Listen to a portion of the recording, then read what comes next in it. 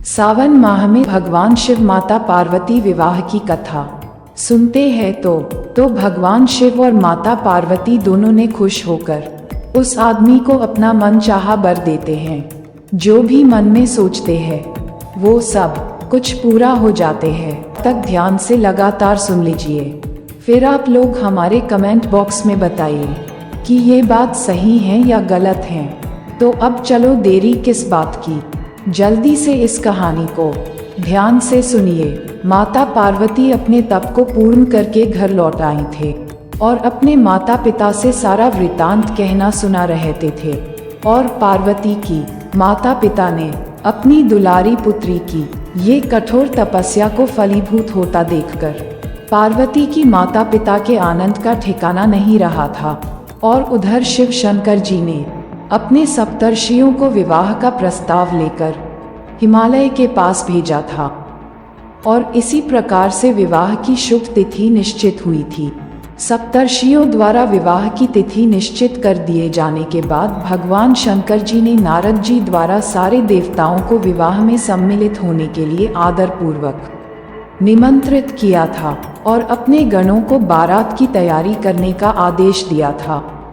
और वे उनके इस आदेश से अत्यंत प्रसन्न होकर नारद मुनि ने गणेश्वर, कुंडक, काकपादोदर, मधुपिंड, प्रमथ, वीरभद्र आदि गणों के अध्यक्ष अपने अपने गणों को साथ लेकर चल पड़े थे। और नंदी, क्षेत्रपालक, भैरव आदि गणराज भी कोटि कोटि गणों के साथ निकल पड़े थे। ये सभी 3 नेत्रों वाले थे। सबके मस्तक पर चंद्रमा और गले में नीले चिन्ह थे। सभी ने रुद्राक्ष के आभूषण पहन रखे थे। सभी के शरीर पर उत्तम भस्म पुती हुई थी। इन गणों के साथ शंकर जी के भूतों, प्रेतों, पिशाचों की सेना भी आकर सम्मिलित हो गई थी। और इनमें डाकनी, शाकिनी, यातुधान, वेताल, ब्रह्मराक्षस आदि भी शामिल थे। और इन सभी के रूप, रंग, आकार, प्रकार, चेष्टाएं, वेशभूषा, हाव भाव आदि सभी कुछ अत्यंत विचित्र थे। किसी के मुख ही नहीं था और किसी के बहुत से मुख थे। कोई बिना हाथ पैर के ही था तो कोई बहुत से हाथ पैरों वाला था। और किसी के बहुत सी आंखें थीं और किसी के पास एक भी आंख नहीं थी। और किसी का मुख गधे की तरह था और किसी का सियार की तरह, किसी का कुत्ते की तरह था। उन सब ने अपने अंगों में ताज़ा खून लगा रखा था। कोई अत्यंत पवित्र और कोई अत्यंत विभत्स तथा अपवित्र गणवेश धारण किए हुए था। उनके आभूषण बड़े ही डरावने थे। उन्होंने हाथ में नर कपाल ले रखा था और वे सबके सब अपनी तरंग में मस्त होकर नाचते गाते और मौज उड़ाते हुए महादेव शंकर जी की चारों ओर एकत्रित हो गए थे। और चंडी देवी बड़ी प्रसन्नता के साथ उत्सव मनाती हुई भगवान रुद्रदेव की बहन बनकर वहां आ पहुंची थी। और उन्होंने सर्पों के आभूषण पहन रखे थे। वे प्रेत पर बैठकर अपने मस्तक पर सोने का कलश धारण किए हुए थे। और धीरे धीरे वहां सारे देवता भी एकत्र हो गए थे। और उस देवमंडली के बीच में भगवान श्री विष्णु गरुड़ पर विराजमान थे। पितामह ब्रह्मा जी भी उनके पास में मूर्तिमान वेदों, शास्त्रों, पुराणों, आगमों, सनका महासिद्धों, प्रजापतियों, पुत्रों तथा कई परिजनों के साथ उपस्थित थे। और देवराज इंद्र भी कई आभूषण पहनकर अपने ऐरावत गज पर बैठकर वहां पहुंचे थे। और सभी प्रमुख ऋषि भी वहां पर आ गए थे। और तुम्बुरु, नारद मुनि, हाहा और हुहु आदि श्रेष्ठ गंधर्व तथा किन्नर भी शिवजी की बारात की शोभा बढ़ाने के लिए वहां पर पहुंच गए थे।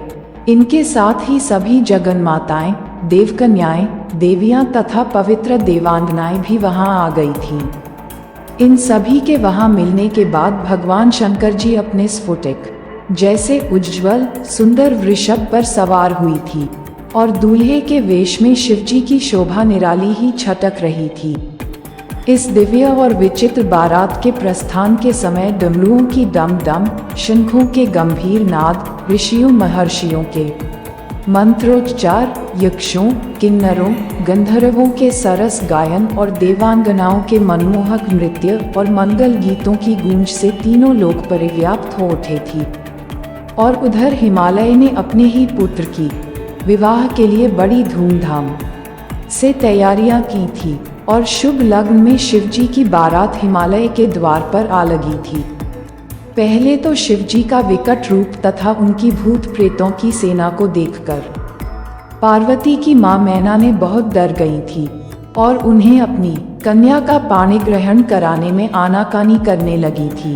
और पीछे से जब उन्होंने शंकर जी का करोड़ों कामदेवों को लजाने वाला 16 वर्ष की अवस्था का परम लावण्यमय रूप देखा तो वे देह गेह की सुधि भूल गई थी और शंकर पर अपनी कन्या के साथ ही साथ अपनी आत्मा को भी न्योछावर कर दिया था। और इसी प्रकार से हर गौरी का विवाह आनंद पूर्वक संपन्न हुआ था और हिमाचल ने कन्यादान कर दिया था। और विष्णु भगवान तथा अन्यान्य देव और देव रमणियों ने नाना प्रकार के उपहार भेंट किए थे और ब्रह्मा जी ने वेदोक्त रीति से विवाह करवाया था। और वहां से सब लोग अमित उत्साह से भरे अपने अपने स्थानों को लौट गए थे।